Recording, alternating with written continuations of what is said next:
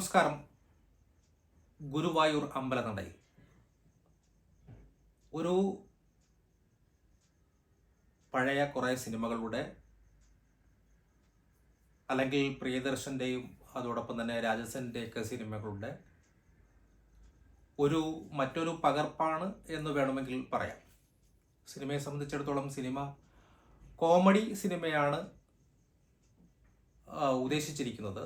പക്ഷേ ആ കോമഡി എല്ലാവർക്കും വർക്കാവില്ല എന്നുള്ളതാണ് സത്യം. ചിലതൊക്കെ നന്നായിട്ട് വർക്കായിട്ടുണ്ട്. ചില കോമഡികൾ നമ്മൾ സോഷ്യൽ മീഡിയയിലൂടെയും അതോടൊപ്പം തന്നെ നമ്മൾ ടി വി ഷോകളിലൂടെയൊക്കെ കണ്ട് കേട്ട് പഴകിയ കോമഡികളും ഉണ്ട്.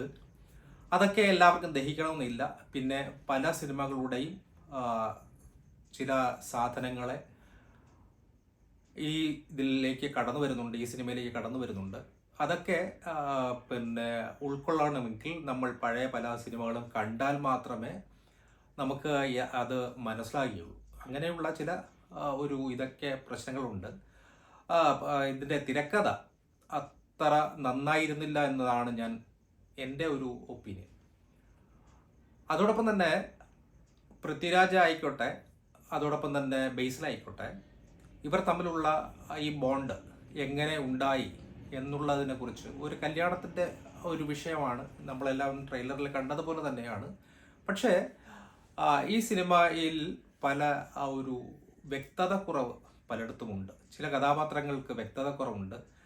അവർക്ക് വളരെയധികം സൈലൻസ് ആയിട്ടുള്ള ഒരു സ്റ്റൈലാണ് കൊടുത്തിരിക്കുന്നത്. അപ്പോൾ പ്രത്യേകിച്ച് പൃഥ്വിരാജിൻ്റെ വൈഫ്, പുള്ളിക്കാരിക്ക് ഒരൊറ്റ ഭാവം മാത്രമേ ഉള്ളൂ. സിനിമ തുടങ്ങി അവസാനിക്കുന്നത് വരെയും ഒറ്റ ഭാവം മാത്രമേ ഉള്ളൂ. അപ്പോൾ പുള്ളിക്കാരി എന്താണ് പുള്ളിക്കാരിക്ക് സംഭവിച്ചിരിക്കുന്നത് എന്ന് കൂടി വ്യക്തമാക്കേണ്ടതായിരുന്നു.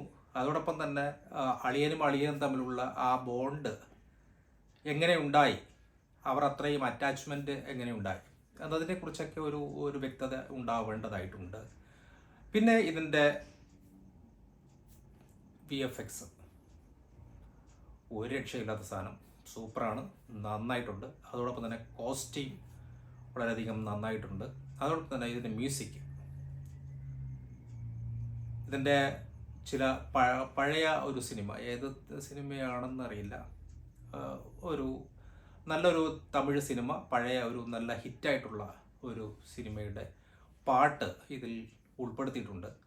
അതിൻ്റെ ബാക്ക്ഗ്രൗണ്ട് സ്കോർ ഉൾപ്പെടുത്തിയിട്ടുണ്ട്. അതോടൊപ്പം തന്നെ മലയാള സിനിമയിലെ ഒരു പഴയ ഗാനം ഇതിൽ ഉൾപ്പെടുത്തിയിട്ടുണ്ട്. അതൊക്കെ വളരെയധികം നന്നായിട്ടുണ്ട്. അതോടൊപ്പം തന്നെ തല്ലുമാലയുടെ അതേ ഒരു സ്കോർ ഇതിൽ വന്ന് കയറി പോകുന്നുണ്ട്. അതിൻ്റെ പാട്ട് പാടുന്ന സ്റ്റൈല് തല്ലുമാലയുടെ അതേ സ്റ്റൈലിലേക്ക് വന്ന് കയറി പോകുന്നുണ്ട്.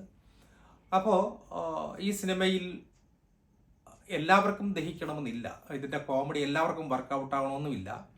ഒരുപക്ഷെ പുതിയ ജനറേഷനിലുള്ള പിള്ളേർക്കൊക്കെ ഒരുപക്ഷെ ഈ സിനിമ ദഹിക്കും എന്ന് തന്നെയാണ് ഞാൻ വിശ്വസിക്കുന്നത്. കാരണം ഇതിൻ്റെ കോമഡികളെല്ലാം തന്നെ സിറ്റുവേഷൻ കോമഡികളാണ് എല്ലാം തന്നെ. അതുകൊണ്ട് തന്നെ ചില കോമഡികൾ നന്നായിട്ട് തന്നെ വർക്കായിട്ടുണ്ട്, ചില കോമഡികൾ നന്നായിട്ട് ചീറ്റിപ്പോയിട്ടുണ്ട്. അപ്പോൾ ഈ സിനിമ എത്രത്തോളം പ്രത്യേകിച്ച് ഈ നന്ദനം പോലുള്ള സിനിമകളുടെ റെഫറൻസ് ഇതിൽ വന്ന് കയറി പോകുന്നുണ്ട്. അപ്പോൾ അത് എല്ലാവർക്കും സൂഹിക്കണമെന്നില്ല. കാരണം ആ സിനിമ, നന്ദന സിനിമ കണ്ടിട്ടുള്ളവർക്ക് മാത്രമേ അതിനെക്കുറിച്ച് മനസ്സിലാകത്തുള്ളൂ. അപ്പോൾ അതിൻ്റെ കുറേ ചില ഡയലോഗുകളൊക്കെ ഇതിലുണ്ട്. അപ്പോൾ അതുകൊണ്ട് തന്നെ നമുക്ക് അതും കൂടി, അതുപോലെ തന്നെ ഒരുപാട് സിനിമകൾ, അതുകൊണ്ടാണ് ഞാൻ പറയുന്നത് നേരത്തെ തമിഴ് സിനിമയുടെ ബാക്ക്ഗ്രൗണ്ട് സ്കോർ. കാരണം ചില ലവ് സ്റ്റോറികൾ ബോണ്ട് ചെയ്യാൻ വേണ്ടി ആ സിനിമയുടെ ബാക്ക്ഗ്രൗണ്ട് സ്കോർ വരുന്നതും നല്ല ഒരു ഫീല് തന്നെയാണ് നൽകിയിട്ടുള്ളത്. പക്ഷേ അത് എല്ലാവർക്കും ദഹിക്കത്തുമില്ല.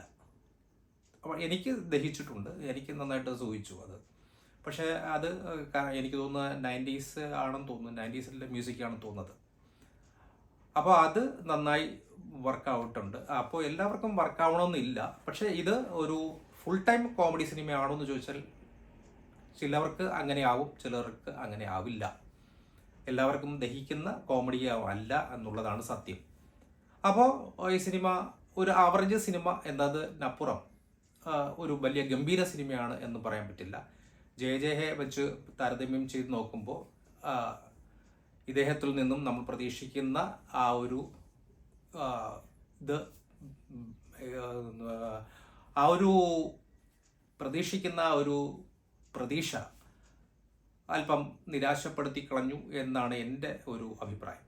എങ്കിലും കണ്ടുകൊണ്ടിരിക്കാം, വളരെ ഗംഭീര സിനിമ അല്ലെങ്കിൽ പോലും കണ്ടുകൊണ്ടിരിക്കാം, കോമഡിയൊക്കെ ഉള്ള ഒരു സിനിമയാണ്, കാണാം.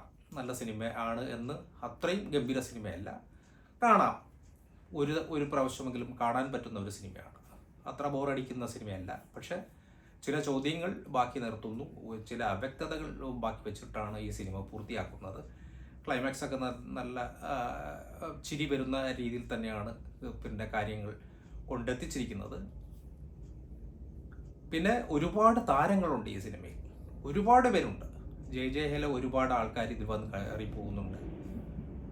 അതോടൊപ്പം തന്നെ പിന്നെ തമിഴ് നടൻ ഉണ്ട്. അതോടൊപ്പം തന്നെ അവരെയൊക്കെ കോമഡിക്ക് വേണ്ടി കൊണ്ടുവന്നതാണെന്ന് തോന്നുന്നു. പക്ഷേ അത് അത്ര എഫക്റ്റ് ചെയ്തിട്ടില്ല എന്നുള്ളതാണ് എൻ്റെ ഒരു കാഴ്ചപ്പാട്.